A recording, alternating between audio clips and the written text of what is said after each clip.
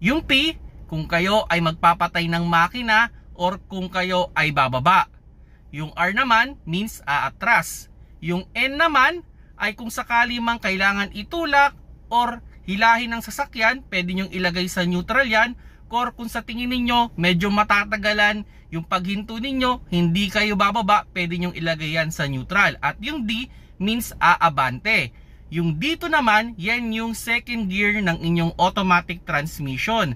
At yung L, yan naman yung first gear, siya yung may pinakamataas na torque or paghatak, pero pinakamabagal tumakbo.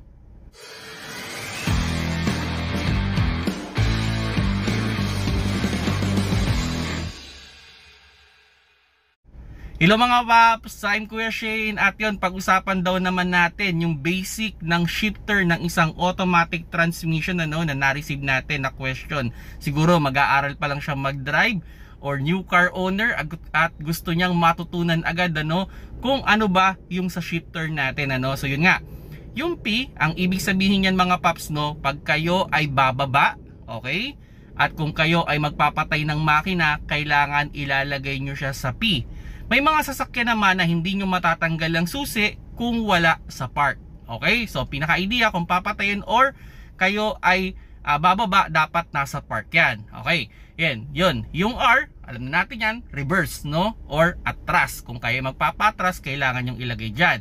At yung N naman, yan, ito medyo maraming purpose tong N, Yung N, kung sakali mang kailangan i-repair yung sasakyan, papaikutin yung gulong, pwede yung ilagay yan dyan sa N, Or kung sakali mang kailangan hilahin, hatakin yung sasakyan natin, itulak, pwede yung ilagay din yan sa N. Kumbaga, magdi-disengage yung transmission sa ating gulong. Okay?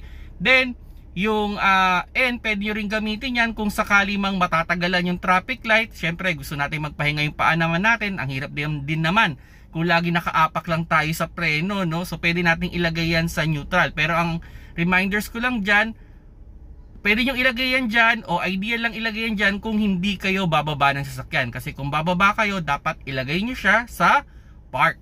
Okay? Then yun, yung D. Yung D, ito yung pinaka-abante ng ating sasakyan o yung pag-abante na natin yan. Kumbaga, siya na yung kusang mag-shift ng gear para sa atin. Kumbaga, depende sa bilis natin at yung takbo natin. At yun, yung D2. Yung D2, ito yung second gear ng ating sasakyan.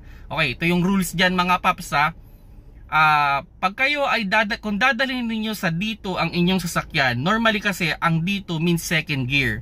So yung takbo ng second gear is ideal around 20 to 30 kph lang. So kung sakaling from drive to D2, dapat ang takbo natin is around 20 to 30 kph lang sana. Okay? O kumbaga 30 kph pababa.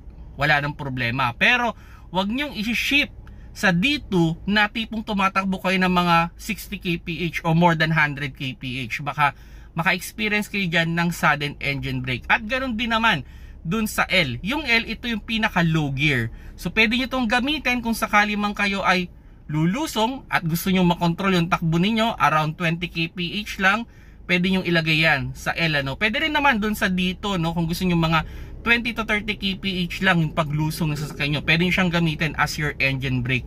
At yun, kung sakali mang loaded kayo, matarik yung kalsada, pwede nyo ilagay yan din sa L.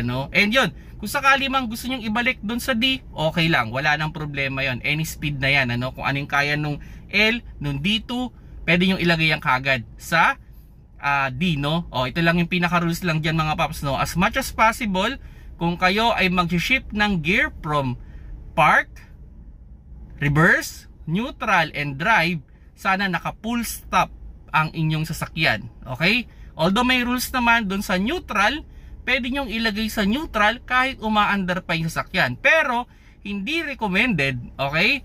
From neutral, ilalagay nyo siya sa drive or sa reverse habang nagmo-move pa ang ating sasakyan. At lalo na sa park, hindi recommended na ilagay nyo kagad sa park while moving pa ang sasakyan. Pwedeng maputol yung parking pole ng inyong sasakyan. So yun mga paps, sana nakakuha kayo ng konting idea with regards automatic transmission, especially sa mga magdadrive pa lang dyan ng automatic transmission. Sana kung sanay kayo sa manual, madali nyo lang naman maiintindihan ang isang automatic transmission. Pero kung talaga new car owner kayo, new driver as in talaga, So yun, sana nakakuha kayo ng konting idea kung paano ba siya gamitin. Okay, so again, pinaka-ruling lang pag mag-ship kayo ng gear, as much as possible, naka full stop kayo, especially sa park, reverse, and drive.